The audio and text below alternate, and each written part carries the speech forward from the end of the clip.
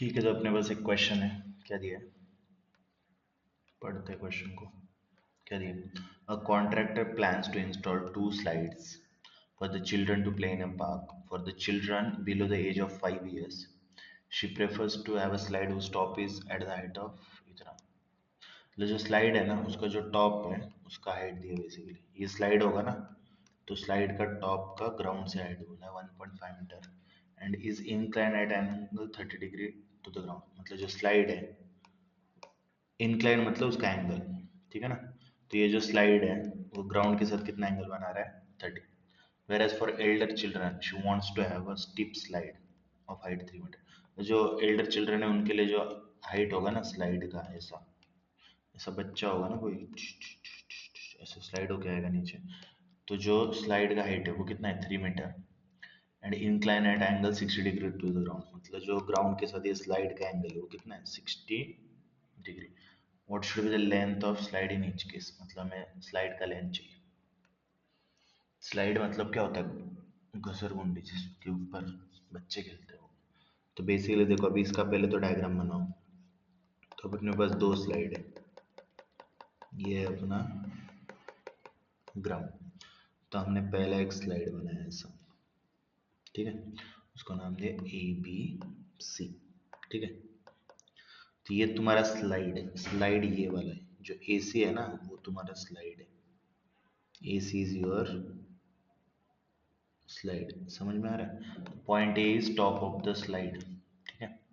तो क्या बोला? For children below age of she prefers to have slide whose top is at height of 1.5 metre.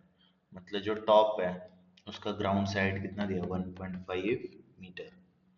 And फिर क्या बोला है? And it is incline angle 30 degree with the ground. मतलब जो स्लाइड है वो ग्राउंड के साथ कितना एंगल बना रहा है? 30 डिग्री। ये तो हो गया छोटे बच्चे के लिए। अभी जो बड़े बच्चे हैं उनके लिए दूसरा स्लाइड है जो ज़्यादा स्टीप है और ज़्यादा हाइट पे। तो लेट से ऐसा कुछ स्लाइड होगा, राइट। डेंजर दिख रहा है स्लाइड बहुत ज़्यादा, ठीक है। ऐसा स्लाइड है। तो ये R point top of the slide है और ये ऐसा स्लाइड है ऐसा।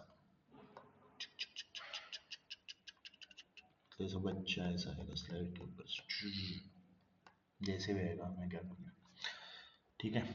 तो क्या बोल रहे हो? किधर गया बेटा question? She wants to have a steep slide of height 3 metre. 3 metre मतलब जो हाइट 3 मीटर मतलब जो टॉप ऑफ द स्लाइड है उसका ग्राउंड से height, top of the slide का, सॉरी, जो टॉप ऑफ द स्लाइड है उसका जो ग्राउंड से हाइट है वो कितना दिया? 3 मीटर। और फिर क्या बोला है? And is incline at an angle of 60 degree with the ground. मतलब जो स्लाइड है वो ग्राउंड के साथ कितना एंगल बना रहा है? 60। अभी बोल रहे हो find the height of slide in each case. मतलब जो स्लाइड है ना, हाइट बोल रहे हैं, length. Find the height of, sorry, length of slide in each case. Find the length of slide in each case. तो कुछ नहीं, जो भी राइट ट्रायंगल है उसमें रेशो लगाने का, नोन और अननोन। तो ये जो ABC ट्रायंगल है इसमें नोन क्या है? 30 नोन है, 1.5 नोन है और AC अननोन है ना। AC निकालना है। 30 के रिस्पेक्ट में 1.5 क्या है? ऑपोजिट, और AC है हाइपोटेन्यूज। तो ऑपोजिट और हाइपोटेन्यूज में कौन सा रेशियो लगेगा? साइन। Very good. तो तुम क्या करोगे? ABC ट्रायंगल में लगाओगे साइन, बोलो 30 डिग्री, साइन 30। तो साइन का डेफिनेशन क्या होता है? Opposite by hypotenuse. तो सॉरी, तो ऑपोजिट क्या है? 30 का ऑपोजिट AB और हाइपोटेन्यूज AC। साइन 30 का वैल्यू बच्चा बच्चा जानता है बेटा, sine 30 half and AB is 1.5। AC पता नहीं है, अभी करेंगे क्रॉस मल्टीप्लाई। AC उधर जाके मल्टीप्लाई एंड 2 उधर जाके मल्टीप्लाई, तो कितना आएगा? AC इंटू 1, AC 2 इंटू 1.5 का डबल कितना होता है? 3 मीटर। तो ये हो गया height, length of first slide. This is AC is length of first slide.